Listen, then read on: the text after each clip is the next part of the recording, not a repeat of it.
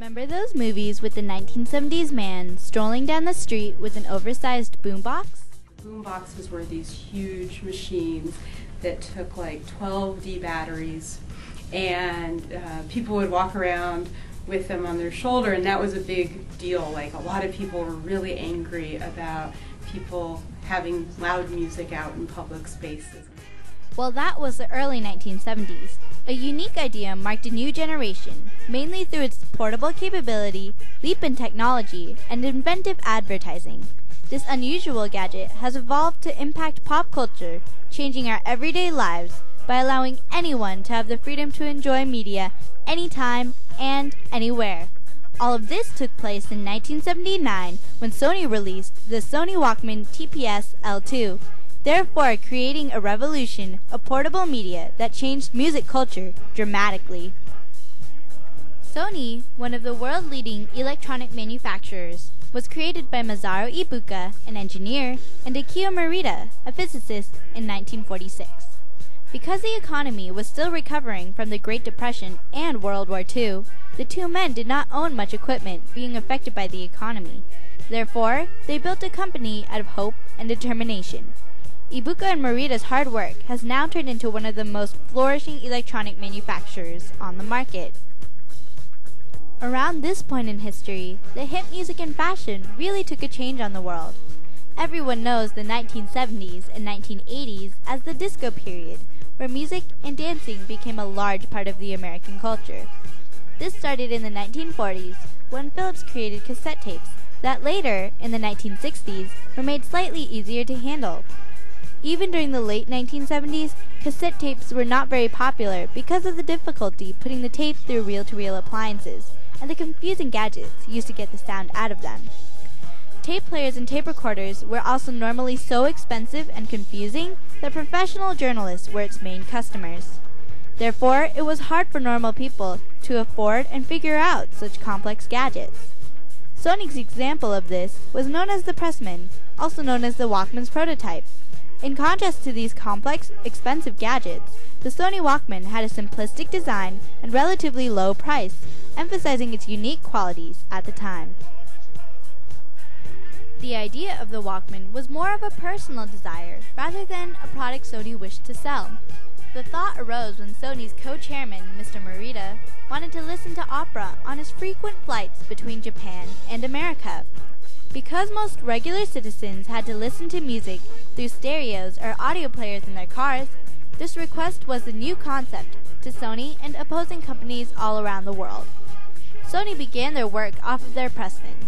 In contrast to the Walkman, the Pressman had released at about $1,000, in addition to its complexity, making it a large turnoff to the public. The device was like many of the gadgets around the time, with the function to record and play back audio, as well as being compact in size. Therefore, it was a good base to the sleek, portable audio player Morita had requested. The one thing that made both the Pressman and the Walkman so easily compact was the transistor, a triple-terminal electrical device that allowed a pure sound run through the gadget and its speakers or headphones.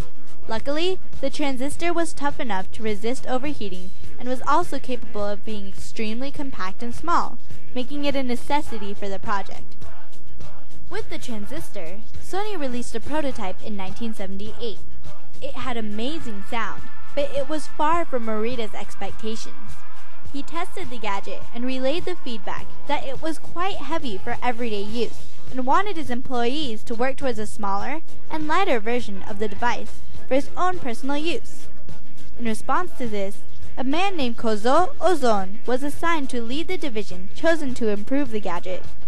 To make it lighter, they removed the tape recording function and replaced it with stereophonic sound, the reproduction of sound using 2 audio channels.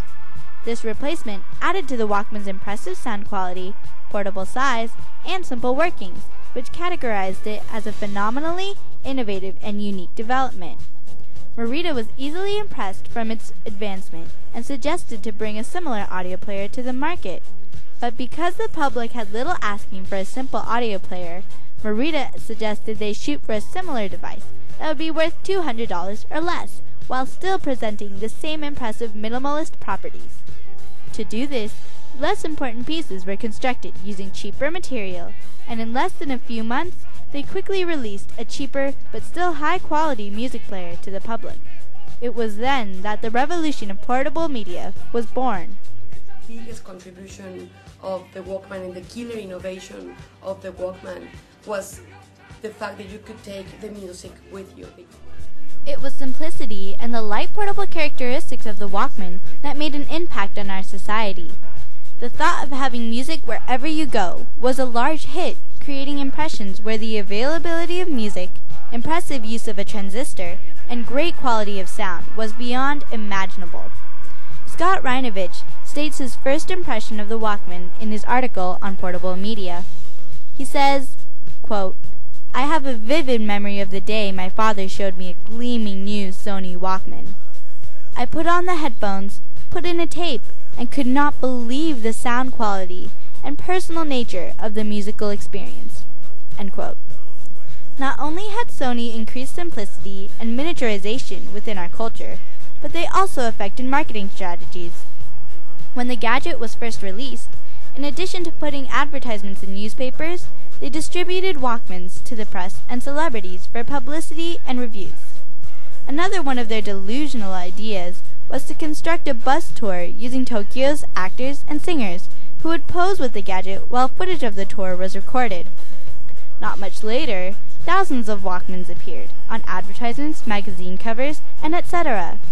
In response, the reaction of buyers in Japan was phenomenal. All manufactured Walkmans were sold out in every available store within 1 month. There was even a list of back orders worth a year and a half. Soon, Sony began to reproduce the Walkman in many new looks and functions. But best of all, many became cheaper and lighter, making them appeal to a wider selection of people. Only 10 years after its first release, there were 44 models and more than 50 million Walkmans sold. Another positive aspect of the Walkman was its small, light headphones and the privacy of your music. Because many audio devices were very loud and heavy, it was an amazing improvement to how people acted and did things such as work or exercise in their daily lives. All these people running all over the place, and you almost always saw them holding their Walkman because it kept them going. Even with these positives, there are still negative results from the Walkman. A limited amount of sharing seems to put you in a personal bubble that could relay a negative message. It seems to give an excuse to ignore someone in almost an aggressive manner. Music is a social activity. So people, before there were all these portable gadgets available, people would gather together around the living room or the dining room and listen to music together. So it's isolating.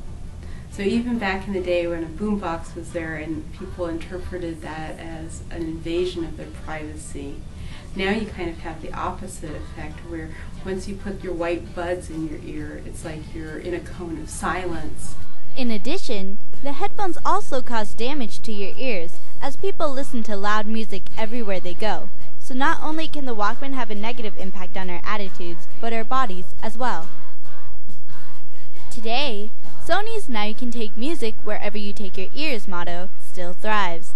The idea of a portable media player continues to expand as the world's knowledge and selection of music increases.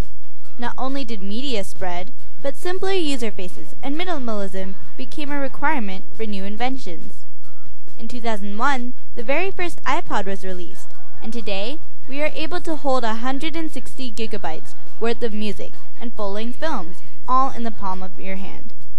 As devices became smaller and the availability of music increases, people with portable devices are found left and right, portraying the change in every aspect of our lives in the 21st century. Overall, this innovative breakthrough has affected our generation immensely. It began a revolution of miniaturization and simplicity within our culture, as well as making labor seem a little more enjoyable. It was only with the Sony Walkman that we gained this freedom to enjoy music on the go, therefore creating a change in developments for the future and gadgets in our everyday lives. Now, we've got music wherever and whenever, thanks to the Sony Walkman.